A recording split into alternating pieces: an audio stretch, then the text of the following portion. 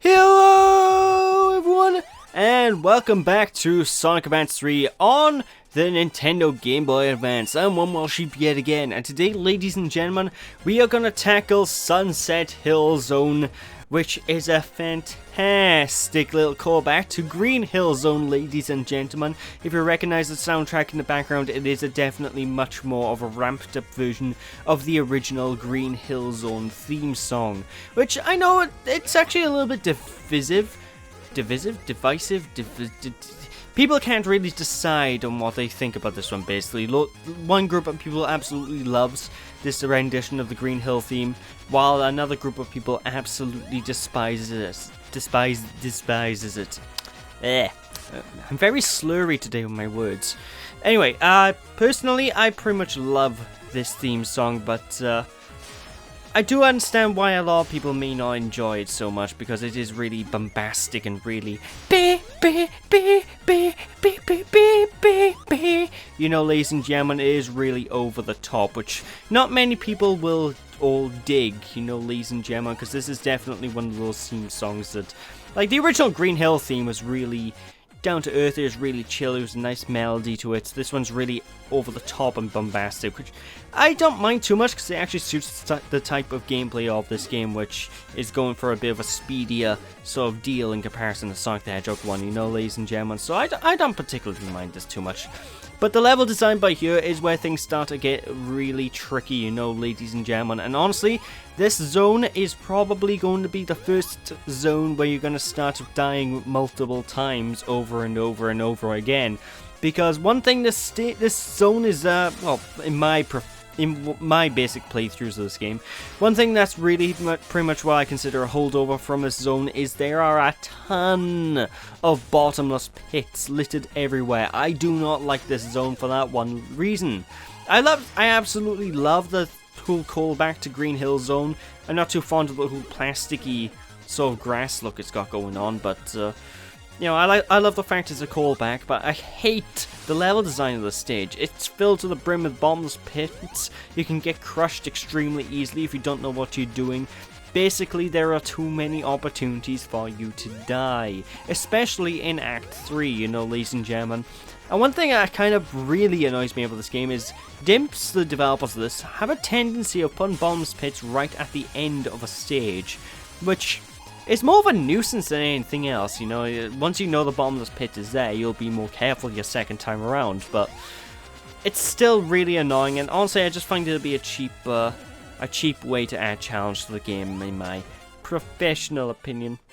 Basically, level design is not this stage's strongest suit, you know, folks, which is unfortunate, because I love the idea behind it, and I love the whole atmosphere it's got going on, but I just really wish the level design was sorted out a slight bit more. What can I tell you? But I guess that's basically my thoughts on this game as a whole. Like I said at the very start of the playthrough, I don't think this game has the best level design in comparison to other Sonic titles, you know, folks. This is definitely the weakest of the Sonic Advance trilogy, in my opinion, for that reason alone. I mean, I'm not going to shit on the game entirely, because there's tons of good things about it. Like, I love the idea of the partner system, you know, and loads of people... I know there are people out there that actually consider this to be the best Sonic Advance game, you know. Loads of people do think this is superior to Sonic Advance 1, people think it's superior to Sonic Advance 2, and they're right in their opinion to think that, you know, because usually it's loads of people like the whole partner system. They like how Sega sort of brought back the old partner system of the you know, that was kind of in Knuckles Chaotix, and sort of revamped it a bit, you know, so you don't have the stupid combi ring system, and it's actually a proper teamwork mechanic. And you know, I agree with them with that. I love the teamwork mechanics. I love the idea behind them. But one of the big things that is a bit annoying in regards to the partner system is the fact that characters can also potentially be weakened depending on what character combination you pick. I'll be talking more about that when we actually do get more characters to talk about, but basically, depending on which character you can choose from, you can potentially have yourself a weaker version of Sonic or a weaker version of Tails, just arbitrarily for no good reason, because, oh, Amy's my partner, so now I lost my normal ability to jump. You know, it's there's stuff like that going on. I'll talk more about it in detail later on, but for now, let's just get through the rest of the nitty-gritty of this zone. What can I tell you? But it's around this point in this game where the Chao start to get a little bit trickier to collect, especially if you're trying to go through collecting all the Chaos in one run like I am. And it's more than possible to collect all the Chaos in the game on one run through, you know. It is definitely possible, but maybe one exception here or there. But,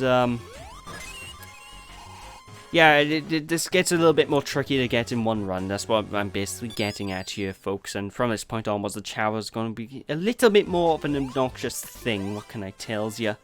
But I will be honest, one thing that I am actually talked about this game as well, that I'm actually not too fond of, but, you know, it's a thing that exists, is the ranking system. There is a ranking system in this game. It's not the same sort of ranking system you come to expect from previous Sonic games, like in Sonic Adventure 2 or Sonic Heroes or something. The ranking system is basically based on your time and how fast you get through the stage. If you get through the stage slowly, you get a bronze medal at the end of a stage. If you go for a medium speed, you get silver, and if you get through the stage incredibly quick, as you should do, it's a Sonic game after all, you'll get a gold medal.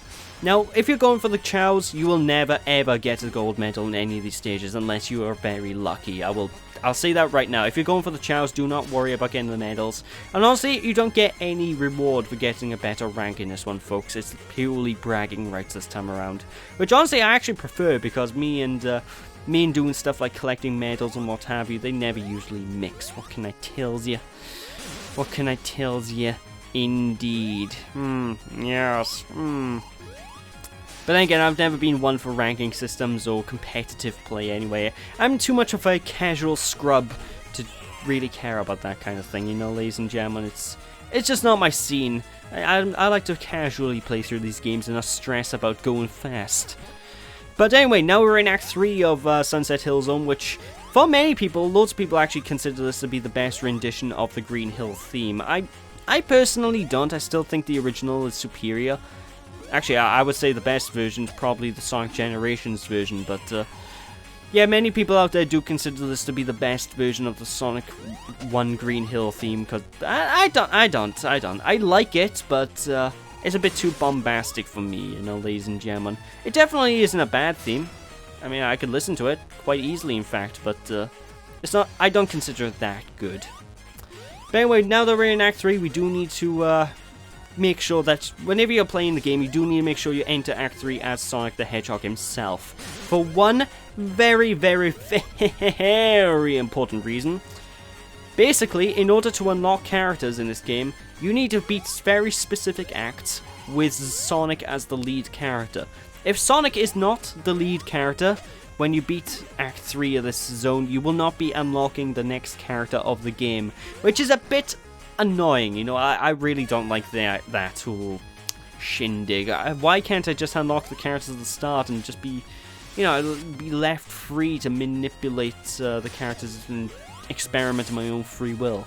Honestly, I think the game would have been better for it as well, because I don't know, it irked me in Sonic Advance 2 as well. The 2D Sonic games, I don't think characters should be unlockable. I think all the characters should be unlocked from the get-go, and that's just my own personal opinion. What can I tell you?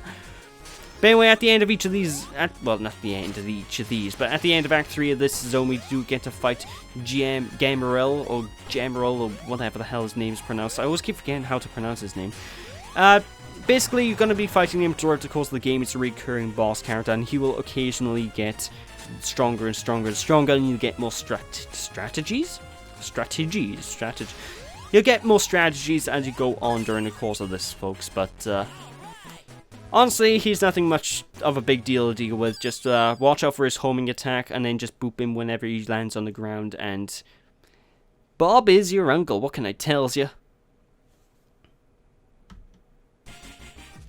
Hey, it's Knuckles! What's going on now, Sonic? Maybe you can use my help. Yeah, thanks, but no thanks. Oh no. What? Wait a second, hey! And now you may select Knuckles as a playable character. Yay! Which I will not be doing just yet. I'll be showing off Knuckles properly a bit later down the line. But for the get-go now, as you can tell, I already collected the special key. I'm editing out all the mundane stuff like collecting special keys and whatnot, so don't fret. It's time to access the next special stage of the game. Oh boy! I kid you, I've said this a million times during these LPs, but the special zones are definitely not my favorite part of doing a Sonic LP. They're just so tedious to complete because you have to worry about repeating commentary all the time, and you have to worry about giving hints and tips. Ugh. But anyway, from this point onwards as well, ladies and gentlemen, you're going to start coming across rings that are in a sort of upside down V formation. I don't know what that's sort of called. Like, I don't know. If you press Shift and the 6 key on your keyboard, that's sort of shape. Basically, when you come across these things, all you need to do is press the jump button, and you will actually be able to jump. And honestly, you're going to be needing to make use of the jumps during the course of this from this point onwards, ladies and gentlemen. And honestly, while this is still only the second Chaos Emerald stage, you know, it's not difficult in the slightest. Things will start ramping up, and you will need to learn to master the jump, and you will need to learn to master the depth perception of the jump. So I advise to take your time to take advantage of the fact that you can jump right now, just to get accustomed to everything. Because otherwise, you may have a great deal of trouble later down the line, especially when you start introducing new obstacles into these bonus stages, you know, folks. For example, these badniks. Whenever you come across badniks, you can actually boop them to gain a number of extra rings. I forget how many rings you actually get from destroying those badniks. It's either 5 or 10. But yeah, you're going to have to deal with them a bit later on. And from this point onwards as well, we're going to start getting introduced to bombs, which obviously you don't want to touch the bombs. If you come across a bomb in a special stage, dodge it, because otherwise you're going to lose rings. And if you lose rings, that's no good. But yeah, there's that Chaos Emerald done and dusted, and I think it's time to move on to the boss fight. Yeah, let's move on to the boss fight. Why not? We might as well finish this off once and for all. And of course, I don't think I actually mentioned this in the very first part, but Tails has the ability to fly, as you would expect. And Tails' flight abilities will actually change depending on the partners. As I said earlier on, your partners can either get powered up or nerfed, depending on what who he's partnered up with, basically, ladies and gentlemen. So, just saying that Tails, when he's partnered with Sonic, is basically Tails as he was in the first 2 advanced titles. But anyway, this is Dr. Eggman's Rolling Machine, and it's another example of why I love the boss fights in this advanced game so much. This is more of a puzzle type boss fight. You need to try and figure out how to manipulate his rolling in order to hit his cockpit in time, ladies and gentlemen. So what I advise is whenever you see the cockpit come up towards you, just jump in time and boop it whenever possible. There's a switch in the center of the arena that makes a little platform appear, so if Eggman's in an awkward position, or if he's in a position where it's impossible to hit him and he's going to start running around the arena, which he will do eventually, use that platform and he will get through just fine. What can I tell you, ladies and gentlemen? But yeah, basically after you get enough hits on Eggman, he will start rolling about a lot more erratically and a lot more troublesomely. Is that a word? Basically, he'll become a bit of a bigger pain to deal with, so just keep an eye out, just keep booping him in the cockpit, and you'll get through this boss just fine. Although I will say, you may have trouble with the boss fights in this game, because the boss fights in the Sonic Advance series, they've been pretty easy for the most part. But the boss fights in Sonic Advance 3 are really, really challenging, ladies and gentlemen. Much more so than any of the classic Sonic games. More so than, actually I would say more so than any Sonic game I've really played for the most part. There's not many Sonic games that have this level of difficulty in the boss fights, folks. But I digress. That is it for this part, so thank you all for watching. Hope you all enjoyed. Don't be sheepish, people, and I'll catch you all next time. Bye!